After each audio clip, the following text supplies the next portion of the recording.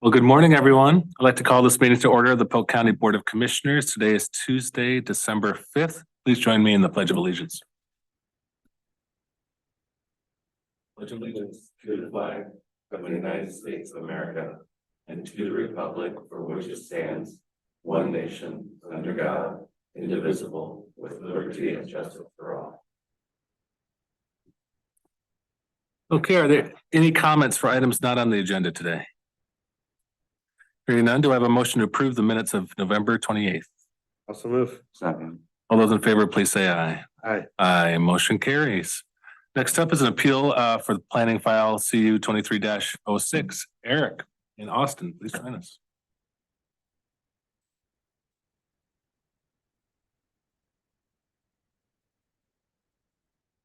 Morning. Good morning. Good morning. My name is Eric Knudsen. I'm the Associate Planner for Polk County's Community Development Department. On May 9th, 2023, our office received planning application CU 2306, which was a land use application proposing to authorize a dog kennel within the AR5 zoning district. And on November 17th, 2023, the Polk County Community Development Director approved the application subject to 9 conditions of approval.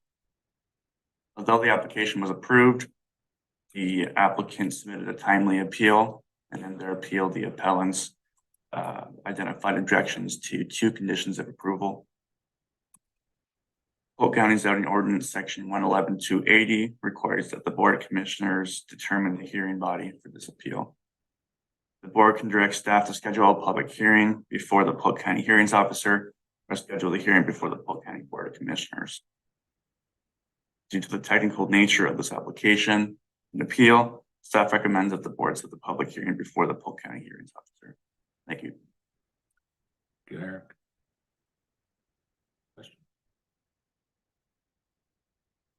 Seems straightforward to me. No. I move to adopt the recommendation. I'll second that. Any further discussion? All those in favor, please say aye. Aye. Aye. Motion carries. Thank you, gentlemen. Great. Thank you. Good job, Rick. Okay, next up, we have representatives from the Coalition Against Bigger Trucks. Here to offer a presentation. Happen to be in town. Welcome, John. Thank you. Thanks so much for. Christy, do you want to join me up here? We both wouldn't mind just stating your name for the record. Sure. Yeah, Josh Collins with Coalition Against Bigger Trucks. Christy Ald with Coalition Against Bigger Trucks. Welcome to Polk County. Thank you. Thanks for having us. Very much appreciate it. I wanted to, and I'll try to keep this brief. I know you got other stuff on the agenda. Just wanted to first give a little bit of an introduction on Coalition Against Bigger Trucks, who we are, what we do, that sort of thing. So we are a very small or nonprofit organization. Most of what we do is just organizing. We're not lobbyists. We don't directly lobby elected officials on behalf of this issue. What we do as a coalition is work with local government. So that's municipal, county, not just elected officials, but also city managers, public works directors, county engineers, talking about how this issue would impact infrastructure. We also do a lot of work with law enforcement across the board, fire and EMS, folks that really understand kind of how this would impact safety. Just to give you a little overview, our coalition is made up, it's over 3,000 individuals in all those categories I just mentioned, in over 30 states. One of the things I like to tell people is everything we do is in the name. We're the Coalition Against Bigger Trucks. We're not the coalition against the trucking industry. We're not the coalition against truck drivers. We actually work with, and part of our coalition is trucking organizations that oppose some of these like federal pushes to have bigger, heavier configurations. We also work with truck drivers, union and non-union truck drivers, who also oppose this stuff because it's bad for safety, harder for the truck drivers, particularly at a time where we're facing a shortage of truck drivers throughout the country. This would make it even harder to recruit and more dangerous for folks. So just to give you a little bit of an idea of what's being proposed right now. Over the years, there have been proposals for a national weight increase on trucks. Right now, the standard for interstates is 80,000 pounds. One of the bills that's being considered right now, and it passed out of committee back in May, is a nationwide weight increase from 80,000 to 91,000. Part of the reason that we do these presentations is because we know that counties have public works budgets, maintain a lot of the bridges, particularly when it comes to weight. We're talking about maximum weight on trucks. We all know that these trucks, none of the trips start and end on the interstate, right? They're coming off the 5, they're coming off I-5, they're using state roads, they're using local infrastructure. A lot of times they have no other choice. You have to make deliveries, right? And particularly in areas where, you know, there's limited range or you got to go over the mountains or something of that nature. A lot of times these trucks end up on county or municipally maintained infrastructure. A lot of that infrastructure was, you know, is very old. It was made for truck weights that were even lighter than what we have today. So there's more pressure on it. What's being proposed at the federal level is unfunded. There's no additional money that would go to local governments, counties, cities. And there are no additional requirements for any more safety training or anything on the trucks, whether they be heavier or longer. So a lot of people ask, okay, who is it that wants bigger trucks? And it's not, a lot of people assume, oh, it's the trucking industry probably wants bigger trucks. The trucking industry is actually very divided on this issue. This is really something that's being pushed by your big kind of mega corporate, FedEx, UPS, they're very interested in this stuff. Industries that carry very heavy stuff, particularly liquids, are very interested in heavier trucks because to them, it's, you know, more efficiency and more profit, right? That's okay. We are not against that at all. That is the reason companies exist, to make a profit. However, our coalition's opposed to this stuff because it's an unfunded mandate. It would be, I think we'd be talking a little different if there was some sort of additional funding that would go into it. It's an unfunded mandate and it's less safe for motorists on the road.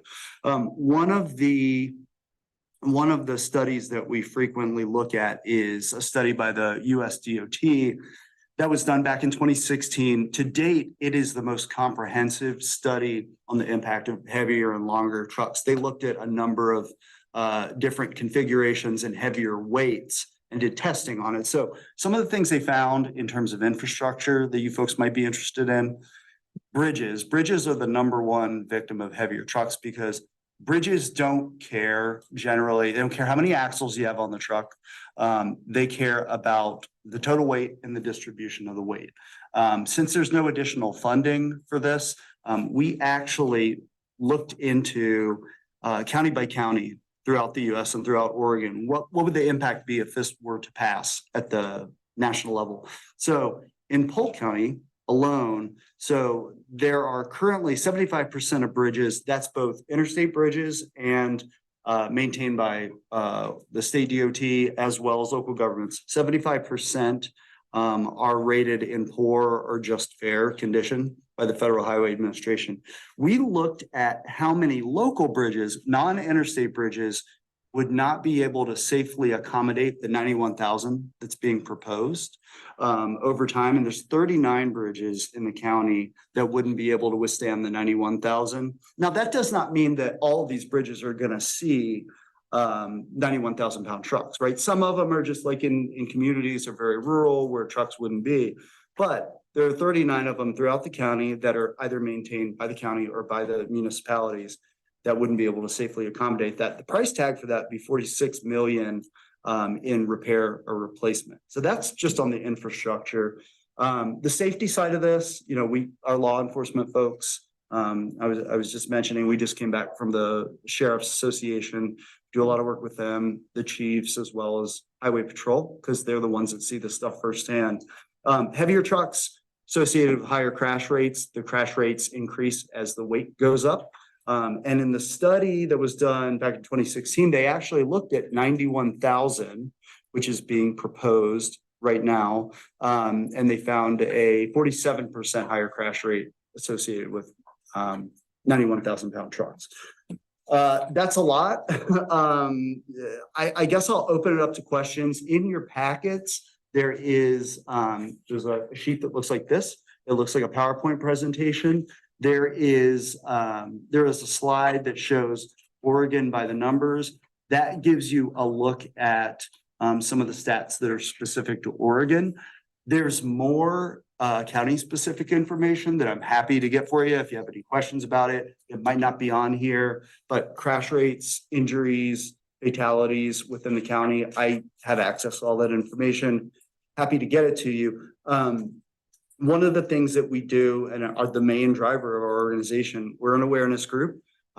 We do a lot of work with counties, and generally what we'll do is we'll put together draft letters to the congressional delegation that are very specific and have some of these stats and talk about some of the concerns. Basically just asking them to oppose any unfunded mandates and talking about why there's opposition to this and who our coalition is. So, in conclusion, I'll open it up to questions, but my plan was putting together a draft letter, and there's a couple examples in your folder that's Polk County specific. Getting it over to you folks on the board so you can have a look at it and seeing if you would consider approving it and sending it over to the delegation.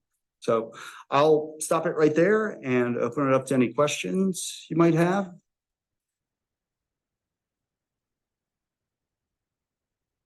We approached the Association of Oregon Counties. I'm sorry? Have you approached the Association of Oregon Counties? Yes, and actually, they referred me, I've been working Oregon for probably 6 years.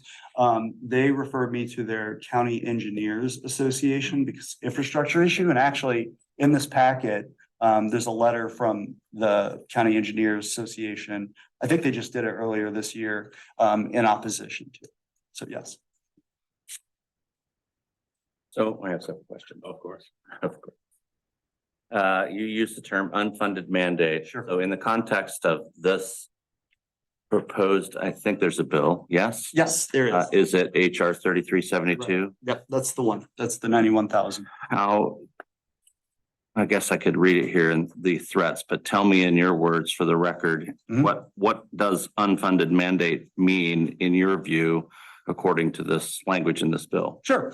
So this bill would allow the increase to 91,000 pounds for interstate. Allow. Correct. Right. So Right. I'm looking for keywords there. Yeah, right. It would allow, it's not forcing trucking companies to go up to the maximum, to go up to 91,000 pounds. And of course, not all trucks on the road today, 80,000 pounds is the max today. Not all trucks on the road are at the maximum at 80. A lot of them are doing. Unless they get an overweight permit. What's in the, correct, right. And that's an issue. Overweight permits, we don't really get into that. We're not opposed to that. Each state can allow those permits. Usually there's some sort of fee associated with it. A good example here, and I've done work in Maine as well. I mean, the logging industry, right? It's such a critical part of the economy. There are already permits allowing overweight, oversized trucks. We're not pushing back against that. What we're pushing back against is big sweeping kind of federal change to interstates because it has two effects. First of all, it has the effect of, we're only talking about interstates, but just by default, these trucks are coming off the interstates. They're using state maintained roads. They're using local roads because they have to make deliveries. The GPS tells them to go a different way, whatever the case might be. It also has the effect of when the federal weight limit goes up, it by default kind of creates pressure at the state level. Oh, well, the feds went up and gave us another 12,000 pounds. We should do that on state roads too. So it kind of has that effect of where you're seeing heavier trucks, not only on the interstates, but you're also seeing them on local roads eventually too, because there will be a request for parity. So I think to get back to your question, make sure I answer it in the right way. The unfunded mandate part comes because you're having these heavier trucks that are going to end up on state and local roads. And there's no additional funding attached to this that would go to counties or that would go to the Oregon DOT to make up for the additional damage to roads and bridges and that sort of thing. Okay, so in fairness, that is not completely accurate. So we pay a weight tax, a weight mile tax. Weight in this distance. state. And so the weight does matter in the taxes that are paid, which are of course supposed to be used for Correct. infrastructure improvement. Don't get me started on that one. That's a whole different Sure, issue with sure. ODOT. but also true across the nation with regard to how states manage Sure. their weight tax dollars. We have more of a problem, frankly, in my view, with how we manage the money to maintain an infrastructure Sure. that should be able to tolerate these heavier loads. Right. I'm completely with you with regard to statements about safety, training, funding for training, albeit that my view is in a capitalist society, if you pass law that allows, so I disagree, I'll just say for the record, I disagree with your terminology of unfunded mandate. Sure. Because I don't see that bill as a mandate. Unfunded, sure. Mandate, no, because you're using the word allow and may, and those things are in here. So I would want to read the bill more carefully, of course, because I haven't read it, but by your terminology, the term allow is in there. But in my view, those companies that are making a preference outside this bill, by the way, this bill says it is a pilot. Correct. So, but once they get beyond the pilot, if it's successful and companies in Oregon decided that they wanted to do that, of course, they should be held culpable for the training and the safety elements. So I think that maybe banning this might work, or trying to stop it altogether, it might work. But I also would say that I would bring forward options to make it more palatable. And I get that there are serious concerns with crash data and actual issues that happen. But in a lot of that cases, in my view, having been around the trucking industry a good portion of my life, has to do with the competency of the drivers. Of course. And probably the safety of the equipment itself. I have experience pulling triples, hauling hay and straw in my career, and I can tell you nothing is more frightening to me driving trucks than that set of 3 trailers behind me. Sure. And the idiot in front of me. That's 100%. Usually somebody coming across. So that, of course, is a huge concern, and it's hard to find drivers that can avoid all of those things. Of course. So the other thing I found that was interesting, and I don't mean to be challenging you, No, but I'm that's okay. challenging you No, in absolutely. your That's fine. presentation. And first, by the way, just for the record, when I first heard about you guys wanting to come here, I said, I'm not interested in listening. Sure. But after looking at your information and reading more, I said, yeah, actually, I do want to hear what you have to say, because though I'm rebutting some of what you're laying out here, I think it is appropriate for citizens to finally speak up and have a voice and say, look, how far will this go? Sure. And again, on Oregon freeways, we all deal with it. I think most of us are petrified to be up alongside most of these vehicles, these big trucks, and set the doubles, triples for sure. I try to find as many lanes away from them as I can, because they are a tail wagging the dog. They're pretty scary rigs. But I am concerned, and I would challenge Oasis. That's the county. the county. Engineers. Yes. I would challenge them, as well as the Sheriff's Association and any other organization you say is providing you the data that you're quoting. Because I can tell you right here in this county, when we ask for data, we don't get it. We don't get numbers that are as comprehensive as what you're stating. And so I would plead with you, validate your data. Please make certain that it is something more than just an association's interpretation of what they think the data should be. I have a hard time seeing, when we have big crashes in this county, I say, show me what happened. What were the circumstances? Right. We don't get We it. don't get it. We don't get it. And our county road people don't do any of that work. They don't go out and collect data. That is required to be gathered by the law enforcement agencies on the ground. And if it's a fatality, it's always going to be Oregon State Police. Correct. And there's significant disconnects between the Oregon State Police data gathering and the rest of us reviewing it and getting it. Sure. If you ask ODOT for this information, I would be skeptical at best about any data that they're citing with regard to crash data in big trucks. So I'm prepared to be with you on this, on some of these statements, but I'm concerned about the data. Sure. And that where we can all make statements about safety perception. Sure. I just did. I think that we need to be careful that we're not citing something that's more emotion than it is true raw data. Sure. I'm also very concerned about the politics of this. I mean, I'd prefer that we stayed at 80,000 pounds and do a better job there. Completely concur with you with regard, again, to the rhetoric of what is happening to our roads and bridges. It's quite evident. And in this county, we spend the taxpayers' dollars working really hard to maintain everything we can. Right. In, as top of condition as possible, but the bridges are getting away from us. Because we have to have help, and we're not getting enough help in state and federal dollars to bring our bridges up to, the standards that they've been set at when they were built. Right. So we're losing that battle a little bit. And you're right, I think, with regard to, we all hear this in our conversations with state and federal government about our state and federal bridges, that they're getting away from them. Right. And there's no real plan in the future about how that's going to get better. Because they always say, well, it's about the money. Of course it is. Sure. Of course it's about the money. But in the meantime, any dialogue, I guess this is where I'm coming from, any dialogue that says we're going to increase the number of trips over 80,000 pounds without, some real understanding of how we're going to make improvements. Correct. Is the wrong direction. Sure. So I'm with you in that regard.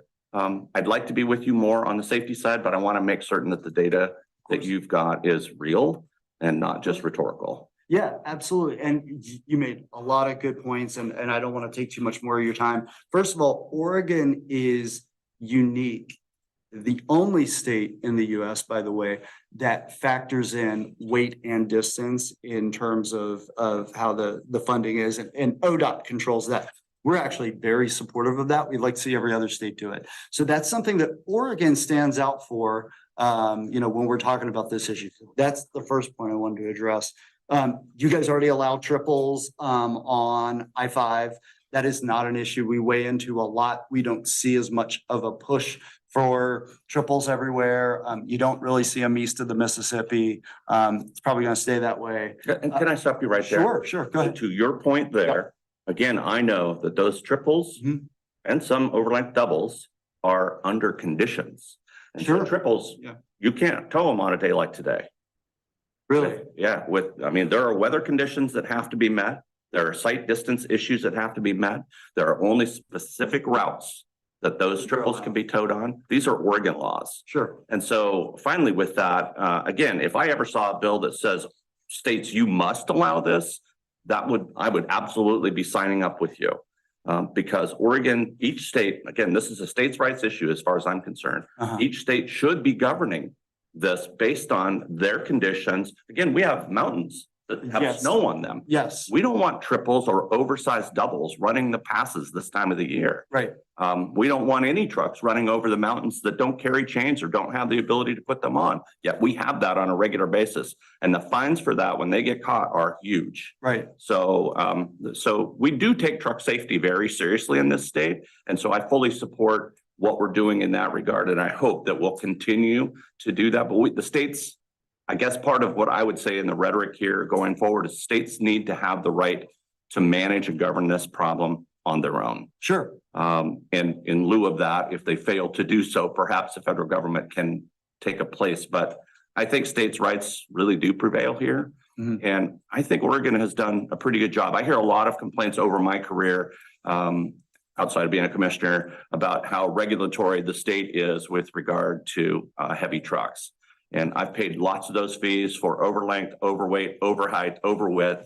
I've done all of those things, and I'm familiar with that process. It's not really that rigorous. It really isn't a set of regulations that are out of reach. I think the more regulatory part is about conditions and routes. And I appreciate that we have a permitting process outside 80,000 pounds and 8.5 feet wide. Right. And 13.6 high. You have to have a permit to do anything outside those lines. And part of the reason for that is that then ODOT gets to direct drivers and give them education and help manage what they're doing with these extraordinary loads. Mhm. So I'm all for 80,000 pounds as the limit for ordinary loads. And I think it's 110 feet. No, it's less than that. I can't remember the exact length. Yeah, Yeah, There's an allowed additional length. Correct. There's and every state, including Oregon, has overweight, there are overweight permits that you can get. There's a fee associated with that. Our point of view on this is do no harm, right? We're not asking for a rollback. We're not asking for any, we're saying leave things where it's at right now, because where we are at when we're looking at, remember that this bill is, yes, it's called a pilot project. Originally, it was pared down from 20 to 10 years. In our view, in all of our partners' view, 10 years is not a pilot project. We're going to put these on the roads. People will get used to it, and that'll be it, right? And nobody will be the wiser. Now, you're right. There is no, you take issue with the word mandate, and I understand where you're coming from. Oregon would have absolutely no control if this bill were to pass, in that 91,000 pounds are allowed on the interstate. They wouldn't be able to do anything about that. Technically, theoretically, you could say, okay, well, Oregon could say, once they come off the interstate, we're going to say, no, you'd have to go down to 80,000. But the practicality isn't there. All of our law enforcement, it's not like these trucks are coming off the interstate and would just have to stop there and unload 10,000 pounds. They're going to move on, right? And there's a lack of, truck enforcement through, whether it be through highway patrol or other means, in the past 20 years has been so substantially reduced. If you look back, and it varies from state to state, if you look back 20 years ago at how many weigh stations were being built on interstates and off interstates, there were tons of them. They were fully staffed. You saw them all the time. The green lights were always on. You always saw people in them. These days, in a lot of states, if these things are open a quarter of the time and they're staffed, you're lucky. You had a really good point talking about, you've been in the business, this stuff. A lot of times, the safety aspect of this, passenger vehicles that are out and they're on the interstates with these trucks, they don't understand that there's only so much the drivers can do. Most people don't know that these trucks have speed limiters on them. So people get frustrated when one truck, we've all been there. The one truck is trying to pass just to get in front of one truck, and it takes them 15 minutes. Part of that is because they can't go 80 miles an hour. There's a speed limiter on. So, and these cars are moving crazy, cutting in front of trucks. A lot of people, and there are issues with recruiting, there is a truck driver shortage, but a lot of times the drivers can't control kind of the craziness of what's going on. The other thing I would say is, one thing we are very proud of as an organization, we don't make emotional claims. All of this data in here is 100% verifiable. I could get on the computer with you right now and show you where it comes from. Federal Highway Administration, that's where we pull our road numbers from. Federal Motor Carriers Safety Administration, they actually have two different databases. They have one where the state reports, and they have one where local governments report. They carry both of them so they can see if there's any discrepancy and try to get to the bottom of it. If you find that you're not getting, we don't work directly with state DOTs. There's too many of them, and there's 6 of us in our organization. But if you need more information to the degree that we can find it, we want to be a resource for that. If ODOT's not giving you numbers, and it's something that we're able to get through these federal databases, happy to do it, happy to find it for you. And I think the last thing I want to say is, this is part of the reason we are excited to do this work. The last time this came up, this is one of the best bipartisan votes you can get. The last time this stuff came up to the full floor of the House and the Senate, 2015, on the House, they were looking at the exact same bill, 91,000 pound bill. On the Senate, they were looking at longer double trailers, bipartisan vote. They were both defeated in the House. I want to say it was about 80% of Democrats and about a third of Republicans. And same thing over in the Senate. That's about as bipartisan as you can get on anything. And I think the reason for that is, when it comes down to it, a bridge doesn't care what your party affiliation is. Cares about the weight on it. And, I think both members of both parties and everything in between do care about safety, right? So our data, we're willing to go to bat on this. The letters from our statewide partners, we let them say, we help them if they look at data and stuff, but they speak for themselves. They want to chime in on the issue. We don't do the talking for them. So I'm happy to go through this data with a fine tooth comb. We are very, very careful about what we say. We don't make emotional arguments. There are others that do this work around truck safety. There are other organizations that do. A lot of them bring in victims' families, crashes, and that's emotional stuff. We're fact-based. That's all we look at. And there are areas where, there are a few areas where bigger trucks, if you put an extra axle on them, if you're doing heavier trucks, it helps mitigate additional pavement damage, right? We'll point out where there's, where bigger trucks are appropriate. There are plenty of places that are appropriate. You can't do that. Our shipping economy can't function without trucks, right? We're very careful. We work with farmers and I cover a lot of Midwestern states. And quite frankly, a lot of folks from ag say, and part of the reasons a lot of trucking organizations are on our side, we got a lot of farmers that say, oh, this is all fine and good for your pass through, your FedEx, your UPS, big shipping companies. But, we need heavier trucks, but we need them on local roads. It's not, the farms aren't sitting there right off the interstate. So I agree with you. And I think we probably share a concern. If this is a cost that does spill over onto local roads, state roads, whatever it might be, that's an issue. I think the conversation is different if there was guaranteed funding that would go from the interstates, from trucks that are, because we're talking about trucks that would be coming up through California, right? And let's say there's a crash on I-5. They'll take, I'm trying to think of one of the roads, a 99 West, State Route 99. That's a north-south, it's a lateral, right? Okay, well, that heavier truck is ending up on a state road, right? And who knows, from there, they might turn onto local roads that are managed by the city or county it's going through. So, yeah, and we meet with a lot of people in cities and public works directors that say, we've got signs up everywhere, we've got bridge postings. And then we talk with our law enforcement folks, particularly chiefs and police departments, and they say, look, we're doing the best we can, but unless I have one of my guys posted at every single bridge, how are we going to stop all of them? And that's the part of the problem with the enforcement angle as well. So all good points. I think I covered most of them, if not all of them, but I do want to emphasize that, if there is data that you need that you're not getting from ODOT, let us try to get it for you. And I'll let you know exactly where it comes from and that it's been verified.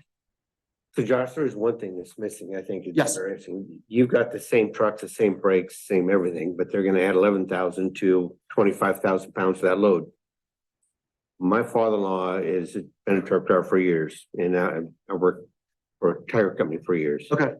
They all talk about the death zone in front of their truck. I can't stop from here to there. Yeah. Anything that's in this that stops in that range, I'm taking out. Yep.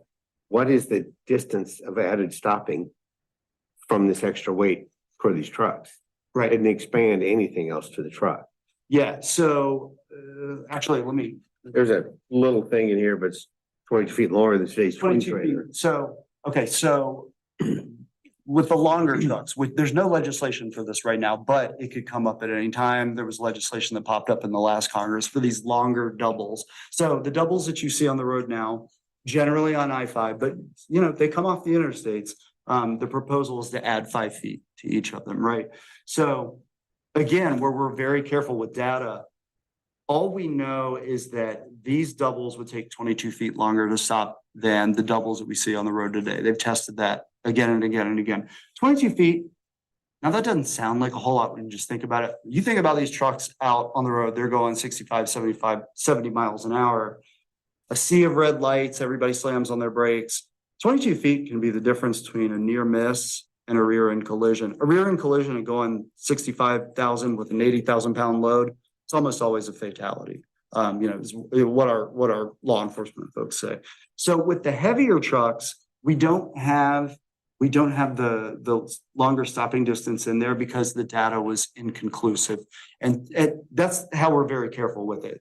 We could have put in there, with when they were testing 100,000 pound trucks, we could have put some of the numbers in there, but they said in their own study, we're not totally sure about this. It's inconclusive because a lot of it has to do with, did the company make upgrades to air brakes? First of all, was there any other safety equipment that was added on? Was there anything? So those variables kind of limited what they could say about additional stopping distance.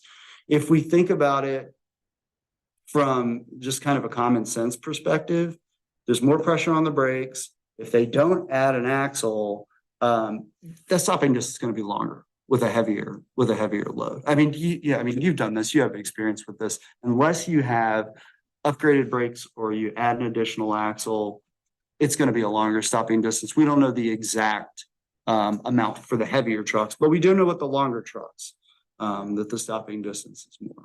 So One of the areas we have is when they get a overweight permit, we can give them the route to get through the bridges where they can get to their destination. right, GPS and all of these ways, they don't look at those. they don't care. So we have 2 bridges right now with weight limits that are on major roads for Mhm. agriculture and commuters. Mhm. And that is a major challenge. One of them where we have a huge agriculture is we're looking at the weight limit on the bridge. If the change we make will get it high enough for those trucks that the agri company is utilizing and visiting. We're just getting that information now, but the other end of the road at Helmick Road, they can't make this turn north or southbound onto Helmick Road from the south side. So this major agriculture company right now in Polk County, that's kind of landlocked. They have to use smaller trucks, so they can't Sure. get their semis. So Right. it's one of those big addresses, and you hit it spot on. There's so many bridges right now with weight limits. And where do you find the information until you get that load triples and you pull up to the bridge and you go, now what do I do? And Right, that's a major challenge for everybody. I'm sure that's nationwide. sure. Yeah, and honestly, this is such, it's a niche issue, but as you can see, there's a lot of this, you can go in pretty deep on it. There's a lot of stuff to cover. And since we're reaching out to federal folks, you can imagine, you bring this stuff up to, I mean, there are a number of new members of Congress in Oregon. It's a big priority state because we're just doing education on this stuff. Most of the members that weren't around in 2015 have never heard of this issue before, don't know the first thing about it. And even those that were around in 2015 and voted on it one way or another, we've learned they probably forgot about it. They have to be re-educated. The numbers are always being updated in terms of crashes, in terms of bridges and that sort of thing. So there's 6 of us that cover multiple states. We're always scrambling. But when we get the time, we like to come out, we like to look at people face to face and not just do this virtually, and meet with folks and honestly, to get, you just gave me a good example, to get local examples of where do you have the most truck traffic? Where do you have the most issues? Are there any particular bridges that come through? I know within the county, there's a bunch of state routes. Like I know 99W it's a north to south, right? I don't have the map here, but then 223 is basically your main street through Dallas here, right? State Route 223. You may call it like Main Street or something, but it's a state highway, right? And those trucks that are, first of all, if they're making deliveries into the town, they're coming through. They're probably ending up on streets, sometimes through accident, not supposed to be on. Where our city governments get concerned is when that happens, you're talking about small infrastructure damage, box culverts, not fire hydrants, signs, traffic signals. Doesn't sound like a lot to a member of Congress. It's, in a district representing 700,000 people to a city of 5,000, 10,000. That stuff adds up. It's a lot to their public works budget. So I think the overall message and what we would put in the draft letter, if I send it over, is basically just do no harm. Well, let's leave. And the USDOT, that was their recommendation, was we're not asking for a rollback. We don't want to make this more cumbersome on the trucking industry because they have their own set of challenges. But no weight increases for right now until we can get to a point where we know our non-interstate infrastructure can handle that sort of thing. So I can't handle what's being given to it now. a lot of that's the thing. A lot of the local infrastructure now wasn't even built to handle the 80,000, frankly, that's allowed today. I'm good. Appreciate you both for being here. Thank you. Thanks for giving me the time and I appreciate the discussion. But let me also say, you've got my contact information, got my card in there. I'm gonna put this draft letter together. Usually I do it just the bare bones of it. I put the county specific stats in it. I always encourage, once you get it, if you have a chance to discuss it among yourselves, feel free to modify it in any way you want. I would say, Commissioner, the concerns you had, how this impacts private companies, feel free to put it in there. You use your experience because we're not all experts in the trucking industry. We work with partners and we learn stuff. But you might have knowledge you might want to put in there. But I think just getting this talked about so that, especially brand new members, if this bill comes to the floor, then they're a little more educated on it, because the other side is, they're very frank about what they want, and that's fine. I mean, they do exist to make a profit, but it comes at the expense of safety and it comes at the expense of infrastructure locally. So All right. Thank you so much. thank you. Thank I you. appreciate it. Yeah. All right. Are there any non-listed items we need to address? None for me, sir. Okay, with that, we are adjourned. Draft letter together, should we get? Okay, and then I can send some other stuff. Thank you so much, Commissioner. Thank you. Appreciate it.